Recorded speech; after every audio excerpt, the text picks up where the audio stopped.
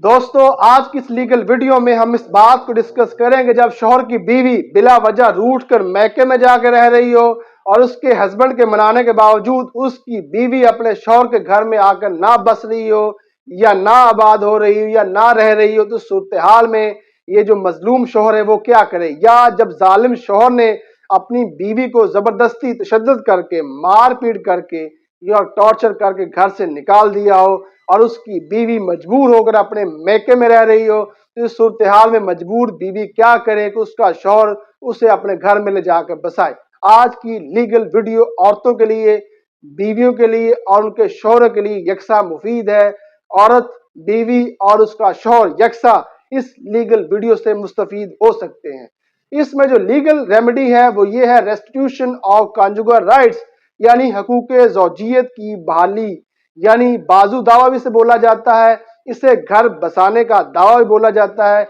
इसे आदा हकूक जन अशोई का दावा भी बोला जाता है। इस दावे में जो है औरत और उसका शौहर दोनों इस दावे को जो है वो फाइल कर सकते हैं जब कोई भी स्पाउस दूसरे को घर में ना बसा रहा हो या हकूक ज़ौजियत को अदा ना कर रहा हो। नॉर्मली पाकिस्तान की अदालतों में मैंने ये देखा है आमतौर पर औरतें जो हैं वो बिला वजह रूठ कर आजकल अपने मैके में जाकर रह रही हैं और अपने शौहरों को,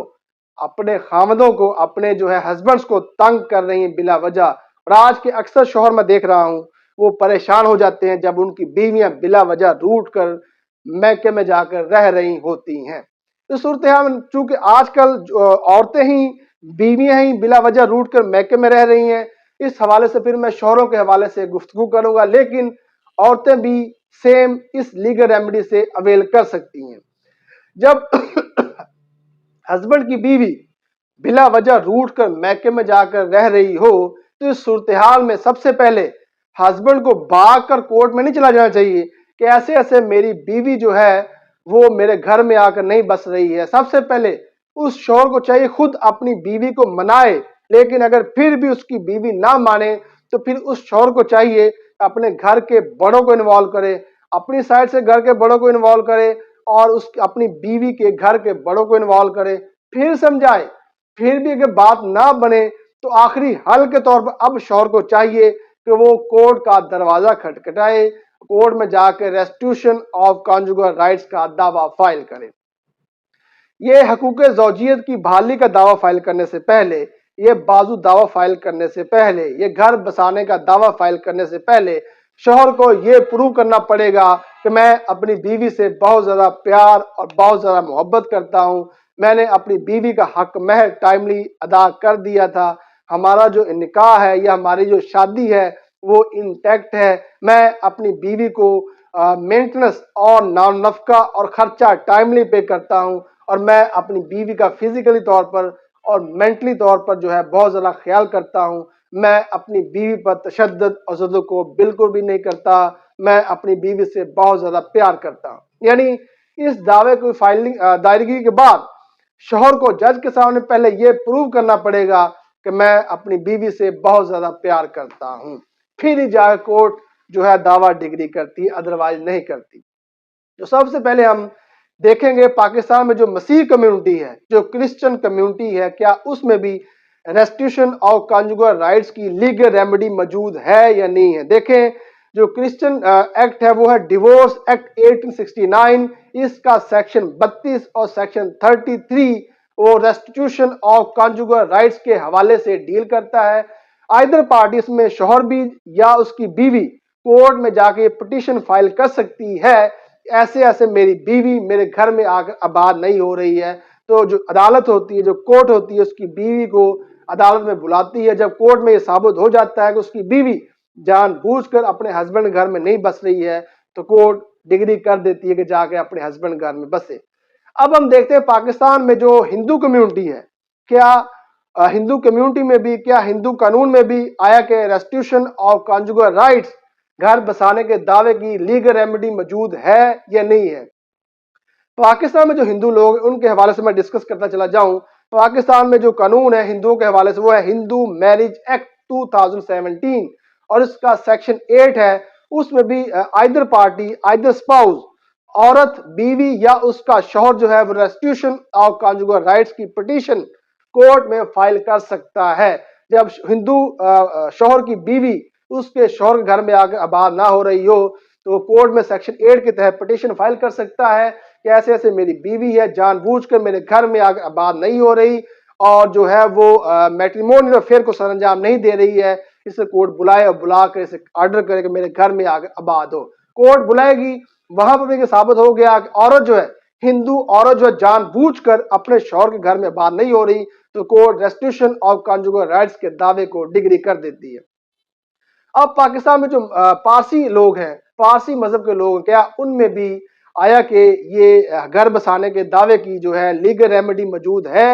या नहीं है? पाकिस्तान में जो पारसी कम्युनिटी है उसके हवाले से सेक्शन है जी पारसी मैरिज एंड